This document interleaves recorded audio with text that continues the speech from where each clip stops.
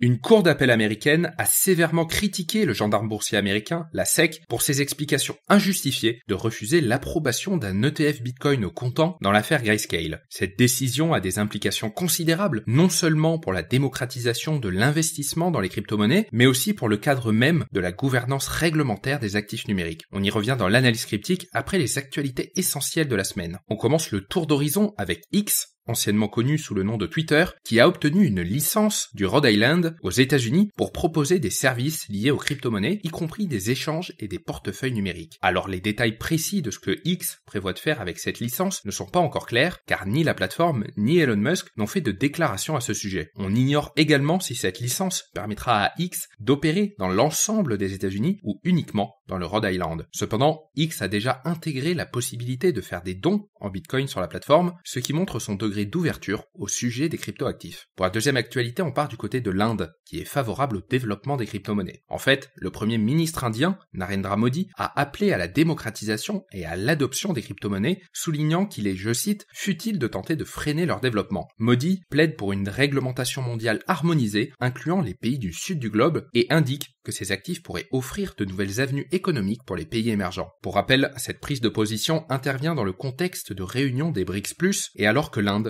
préside actuellement le G20. Pour la troisième actualité, on part du côté de Hong Kong, qui développe des obligations sur la blockchain. Plus précisément, l'autorité monétaire de Hong Kong a publié un rapport positif sur la tokenisation de 102 millions de dollars d'obligations vertes effectuées en février dans le cadre de son projet Evergreen. Le rapport souligne que la technologie des grands livres distribués, plus connue sous le nom de DLT, peut améliorer l'efficacité, la liquidité et la transparence des marchés obligataires. Pour ce projet, l'autorité monétaire de Hong Kong a utilisé les technologies blockchain d'Hyperledger, Besu et Canton, des technologies qui permettent la programmation de blockchain et l'interopérabilité. L'autorité monétaire de Hong Kong explique également qu'elle continue de travailler avec les acteurs du marché pour explorer d'autres applications de blockchain. Pour la dernière actualité, on part du côté d'Ethereum, où le staking sur la blockchain continue de gagner en popularité avec plus de 24 millions d'Ethers, soit 20% de l'offre totale en circulation, qui est actuellement jalonnée pour sécuriser le réseau. En fait, depuis le passage d'Ethereum au consensus de Proof of Stake, il y a près d'un an, le nombre de validateurs a augmenté de près de 35%. Malgré un ralentissement de l'activité on-chain et une baisse du prix de l'Ether, le staking reste solide,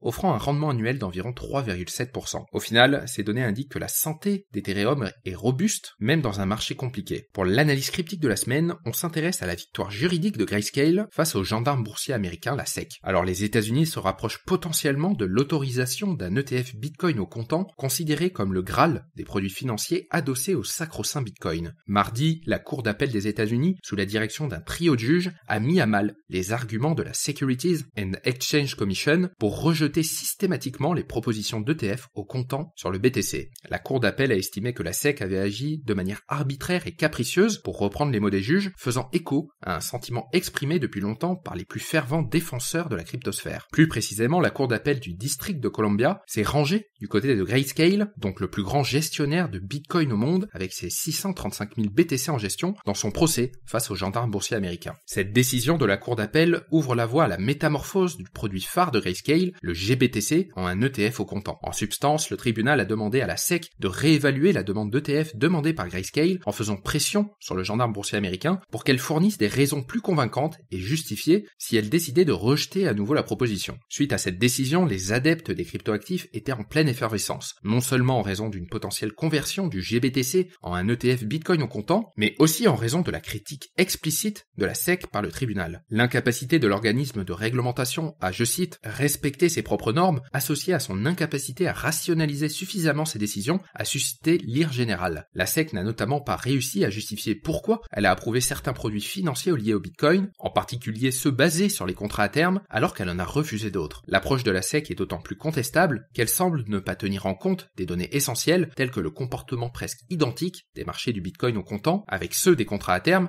puisqu'ils sont corrélés à 99%. En revanche, les implications de cette décision pour les demandes actuelles d'ETF, en particulier après l'entrée surprenante du géant de l'investissement BlackRock, restent floues. Autrement dit, ce revers de la SEC n'implique pas forcément que les ETF Bitcoin au comptant vont tous être acceptés. Le gendarme boursier américain pourrait trouver de nouvelles explications pour refuser l'approbation d'un ETF à l'avenir. l'avenir. Mais cette étape juridique a tout de même une double incidence. Tout d'abord, l'acceptation des ETF pourrait permettre d'injecter des milliards de dollars d'investissement dans les crypto-monnaies par le biais de plateformes d'échange réglementées et traditionnelles. Cela permettrait également à nombre de personnes encore frileuses d'ouvrir un compte chez Binance ou Coinbase de s'exposer directement au Bitcoin en direct. Deuxièmement, la décision ébranle la perception de l'omnipotence de la SEC dans l'arène crypto. À la suite de l'affaire Ripple qui a fait date en juillet, il est évident que l'agence n'a pas le dernier mot dans l'interprétation juridique des actifs numériques, un rôle que le pouvoir judiciaire américain et potentiellement le Congrès peuvent également jouer. Ce point est d'autant plus important que le président de la SEC, Gary Gensler, a affirmé que presque toutes les crypto-monnaies, à l'exception du Bitcoin, relevaient de la réglementation du gendarme boursier américain. Cela intervient alors que les législateurs débattent activement du projet de loi Loomis-Gillibrand sur l'innovation financière responsable qui remet en question la compétence de la SEC en matière d'actifs numériques. Le projet de loi suggère que la nature des crypto-monnaies, en tant qu'entité similaire à une marchandise, pourrait faire en sorte qu'elle soit mieux adaptée à la Commodity Futures Trading Commission, la CFTC des États-Unis. De son côté, l'Internal Revenue Service, quant à lui, traite les crypto-monnaies comme une propriété. Autant dire que ce n'est pas très clair de l'autre côté de l'Atlantique. Pour l'instant, les crypto-monnaies sont des espèces numériques, des titres, des marchandises, des propriétés, mais ce sont aussi des outils qui symbolisent des mouvements libertaires, progressistes et apolitiques. L'écosystème des crypto-monnaies, qui se présente comme l'interface d'une architecture financière ultramoderne, perturbe la finance traditionnelle avec son lot de fascination et de contradictions pour Wall Street. Dans ce contexte complexe, une question se pose. La SEC doit-elle être la seule gardienne du destin du monde des crypto-monnaies? Affaire à suivre. Voici ce qu'il fallait retenir dans l'actualité des crypto-monnaies cette semaine, et on se retrouve la semaine prochaine pour un nouveau tour d'horizon.